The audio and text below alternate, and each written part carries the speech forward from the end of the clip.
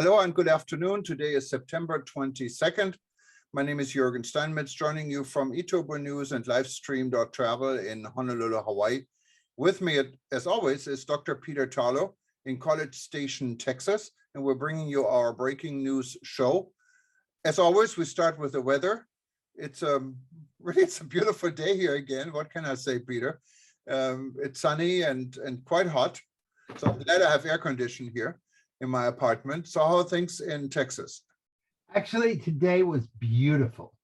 A cold front came in, so the temperature dropped from about mid-90s, which is about the mid-30s if you use a Celsius scale, to around the 80s. And this morning when I walked, it was only 60 degrees, which is about 18 degrees Celsius, and I actually needed or considered using a small coat. So it was really a beautiful day, sunny, blue skies, temperatures in the 80s, which is the mid-20s if you are using the Celsius scale, and very low humidity.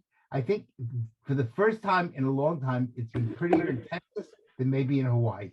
So today, you didn't need your air conditioner here. You just needed to open your windows and some fresh air came in. So it was a really beautiful day, a great day for walking. So I did walk about 10 miles today.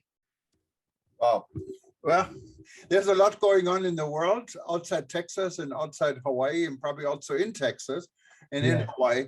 And we're living in a crazy world. I think we're shifting also the way we're seeing COVID and what to do about COVID. Of course, as a tourism outreach newswire, we're watching out for the travel and tourism industry, or whatever is left of it.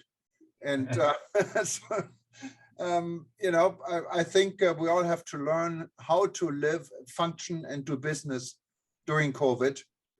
There is really not going to be just an end of it, and it's not magically disappear. So I think we should go to the next phase.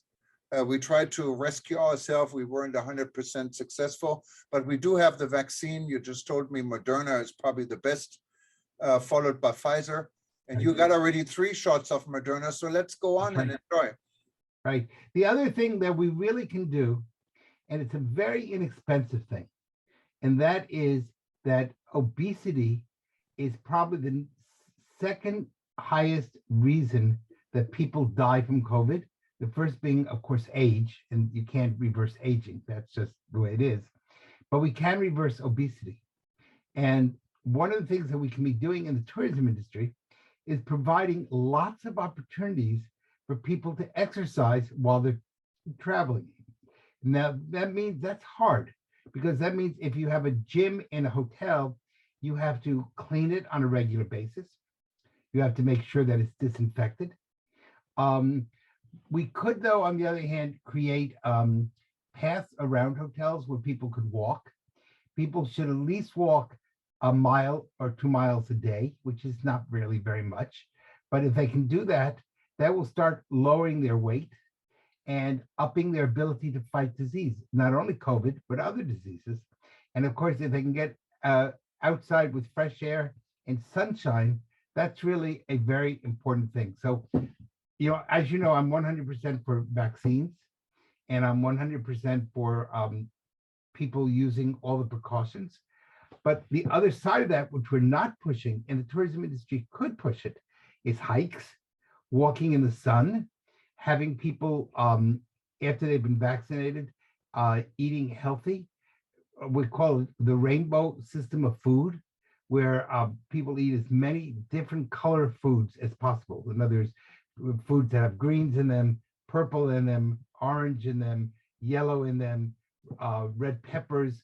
And these vitamins are really helpful in giving us the strength to fight off diseases, including COVID. So one of the big complaints has long been that when you travel, you get really terrible food very often, and unless you go to a fancy restaurant. And maybe one of the things the tourism industry can really start working on is the whole development of healthy food, starting with the airlines, providing, it doesn't have to be expensive, but more vegetables, more color in the vegetables, not cooking them to the point that there's nothing left, and really providing people with walkways. The other thing I was thinking, even in terminals, rather than just sitting at a gate, you could have like a little path through the terminal saying, walk here, walk here. This is 1 mile. This is half a mile. In other words, rather than just sitting at a gate, you could walk half a mile or 2 kilometers or whatever. And that would be a weight reduction and a way to prepare yourself to get on a flight, and it would actually protect you. So I think we need to think through, and I think the tourism industry has a lot to offer in this area of health tourism. Peter, this is such an excellent idea. I mean, this is so easy to do because airports are huge. If I just think about Frankfurt Airport, got to be the one with the longest walks. You go from the time you check in. I have run across Frankfurt Airport multiple times. So and I think it's probably I'm not going to disagree.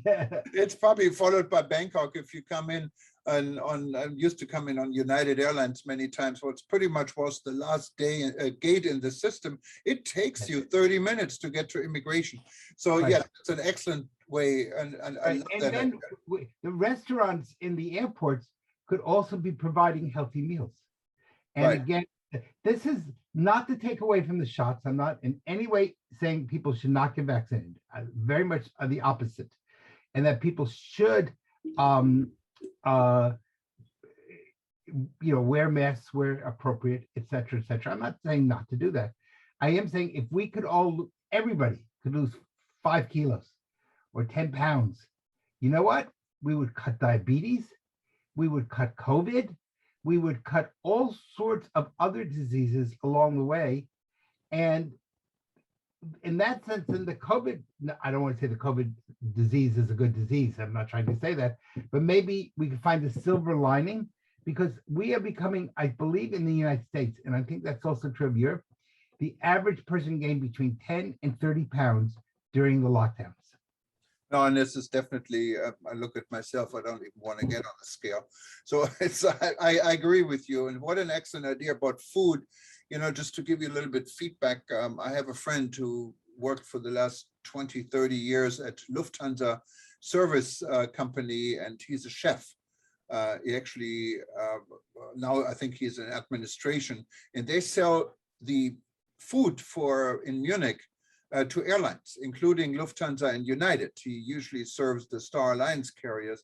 And he was telling me what I found very interesting is United Airlines, and this was not several years ago, so it may have changed, but United Airlines was spending 11 euro, it's about $13 for a business class meal, while Lufthansa was spending 69 euro. This does not include the wine. The wine is extra. So I'm talking about food, where Lufthansa was talking 69, and Singapore Airlines was spending $270 for the same, not the same type of food, for the food. So you can see healthy is also a factor. But now when you look at the prices to fly from even New York to Frankfurt in business class, it's a $10,000 ticket. I mean, come on, what is the difference between $60 and $11? It's really not much to keep a passenger happy. And to be quite honest, in today's airlines, where it used to be that they served you one course after another, and it was a beautiful presentation. Now they slop it all on one a tray. This is business class. We're not talking in economy where they let you starve, but in business class. And one of the things I've noticed, because I cook and I know a lot about food, is huge amounts of fats and salt are added to the food. So they're very high in carbohydrates, they're very high in fat content, and they're very high in salt content. And that means that not only are you not getting quality food, but for example, suppose you have a problem with high blood pressure. Well, the food that you consume on an airline, and you're already 35,000 feet in the air, is not exactly the healthiest of foods. So this is something I think the tourism industry could really turn to. And I'm not even saying spend more money. I'm saying spend the money wisely. Create systems and where we integrate health with travel. And instead of making travel unhealthy for the person, try to do everything possible to help the person lose some weight. Encourage people when they're on a long flight, say a flight to Europe or to Asia or to wherever it happens to be, an 8, 10, 12, 16-hour flight, encourage them to get up and walk every 2 hours. So that No, you cannot walk. You're not allowed to be in the aisle because of security reasons. Well, you're not allowed, you are allowed to go to the men's room or the ladies' room. And so but they should change it. I'm not saying sit and chat in the aisle, but they should allow people and encourage people to walk, because if not, they're going to have all sorts of blood clots and other problems that are going to develop. And, if you're dead, it doesn't matter if you're dead from COVID or from a blood clot, you're still dead. And so. Yeah, and I remember the old days. I think I don't know what the name of the airline was. I think it was Braniff. And they had on international flight a fitness area, and they actually had a fitness instructor. And of course, now it's all about space. So you cannot really have this anymore. There's no space to do this. But sometimes, I mean, for health some airlines, for example, if you think Emirates or Qatar Airlines, I know Emirates does, they have a shower on their business class. So they obviously have enough space for that. On first class.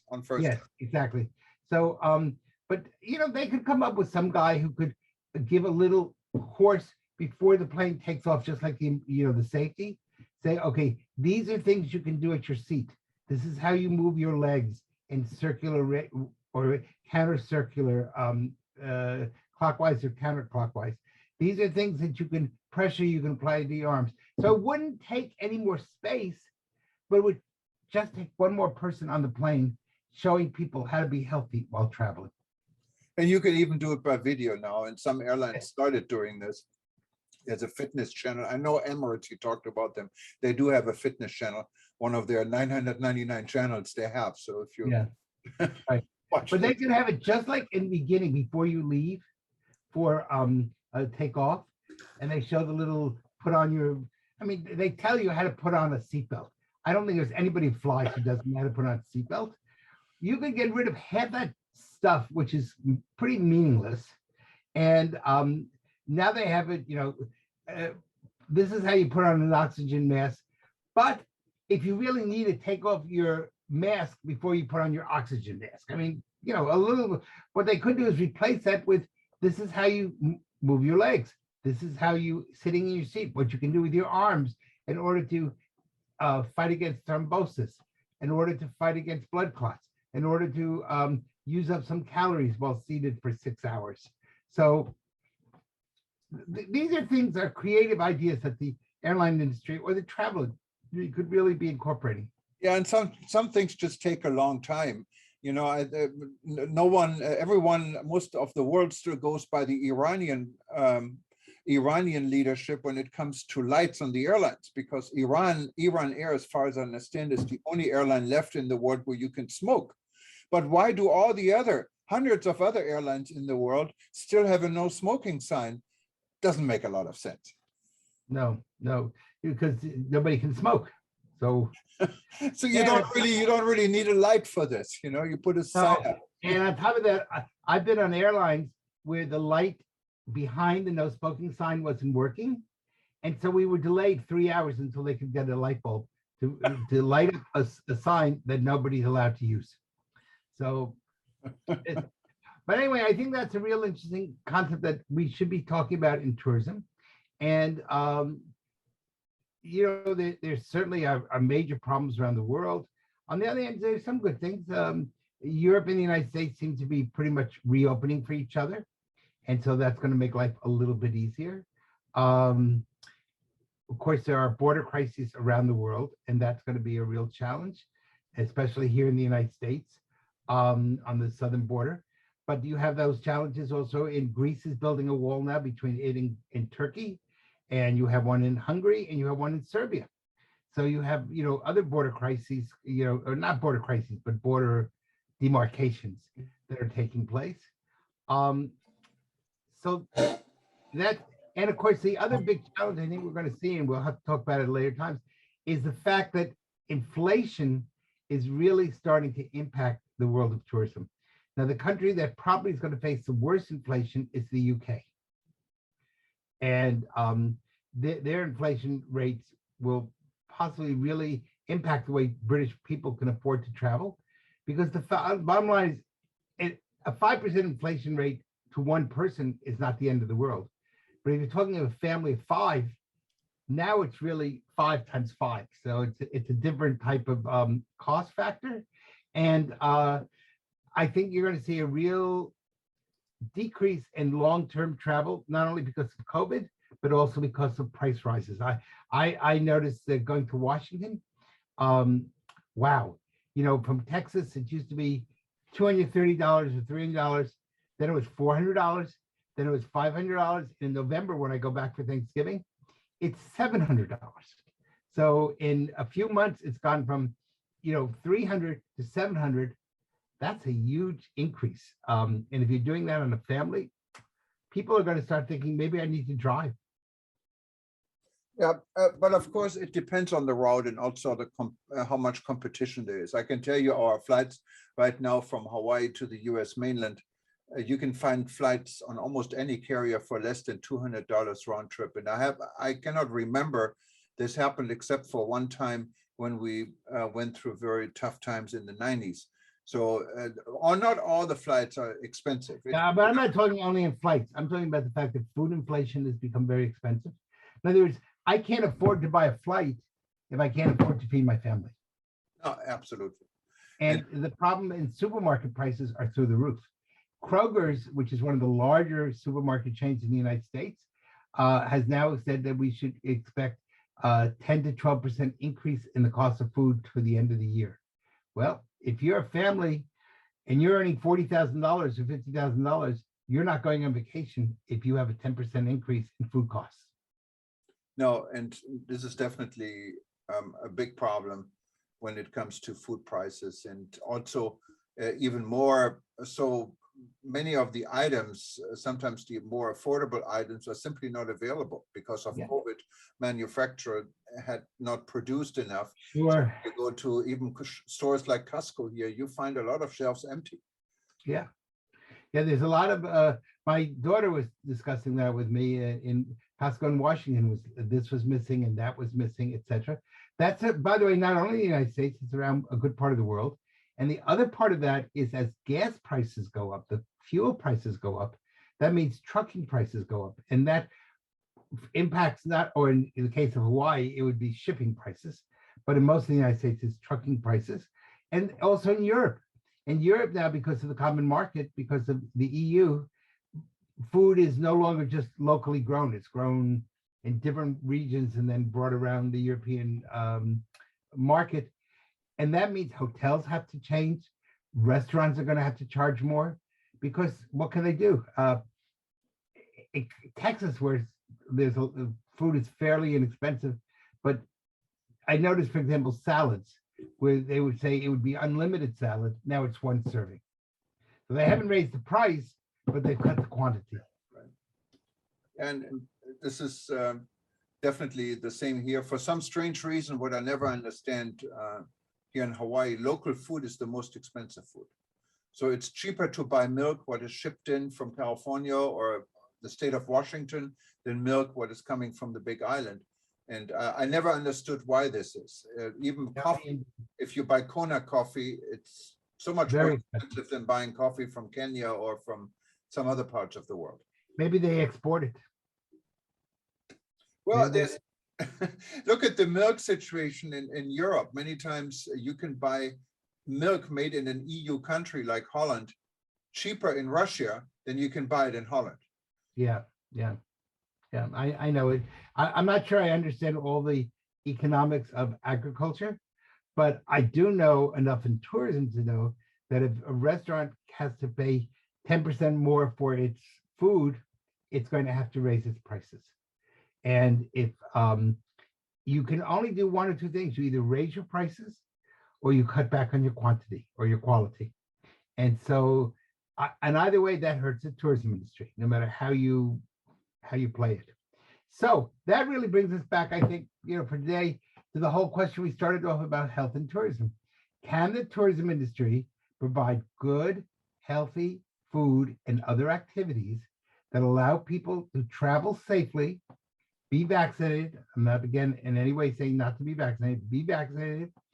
Wear your masks where they are necessary, but also can we add the extra, the bonus of good food, of giving people a chance to do a little bit of exercise, and maybe we could all lose a few pounds, including me. That would be a good thing. No, I'm all for it.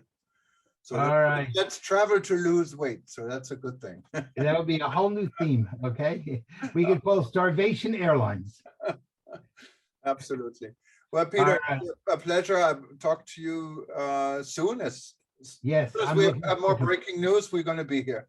Anyone Okay. else, if you want to watch us, just go to eTurboNews.com, click on any article page you want, and you see our news channel now 24 hours a day.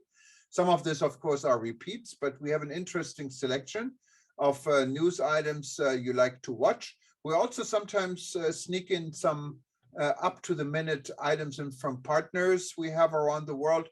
So you see news updates from different parts of the world you may enjoy outside the ETN system. Peter, it was a pleasure, and I hope you're staying safe. And I am, and I'm trying to walk at least 8 miles a day, and I try to get in 10 miles a day. So I get up at 5 in the morning to start walking. So I hope you all do the same. Stay fit. So whoever's in College Station, Texas, get up at 5, and you might walk see with Peter me. walking around. You will see me. All right. Have a good day. Take care. Bye-bye. Bye-bye.